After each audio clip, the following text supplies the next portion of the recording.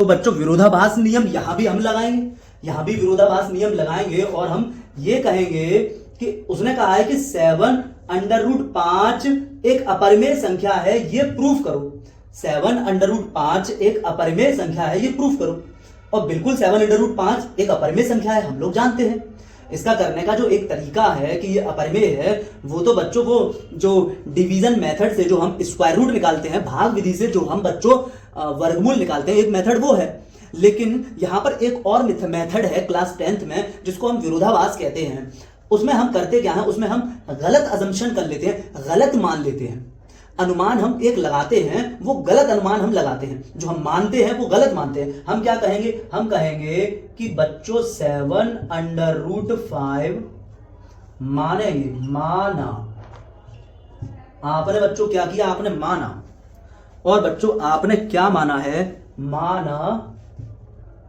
माना बच्चों 7√5 एक परिमेय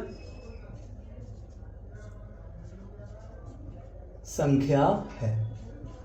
अब बच्चों अगर 7√5 एक परिमेय संख्या है तो हम ये कहेंगे कि 7, क्योंकि परिमेय संख्या p/q के रूप में होती है, ठीक है। उसके p/q के रूप का मतलब है कि उसका एक अंश होता है, उसका हर होता है, और अंश भी पूर्णांक होता है और हर भी पूर्णांक होता है। मतलब उसका न्यूमरेटर होता है, डिनोमिनेटर होता है, और न्यूमरेटर भी बच्चों इंटीजर होता है और डिनोमिनेटर भी बच्चों इंटीजर होता है।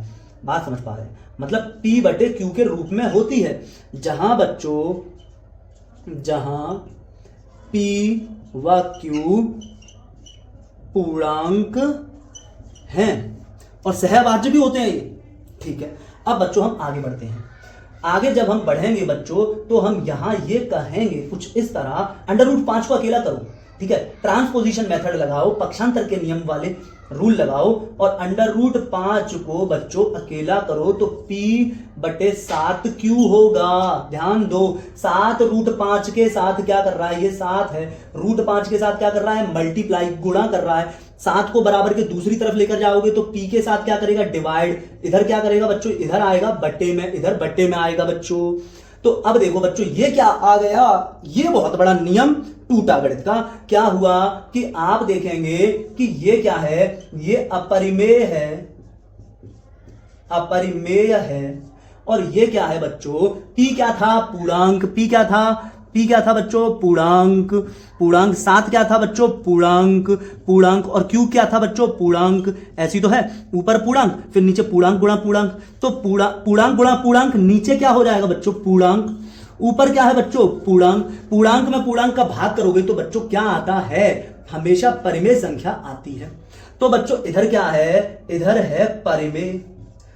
और बच्चों गणित में हमेशा ध्यान रखो कि परिमेय और अपरिमेय कभी बराबर नहीं होते।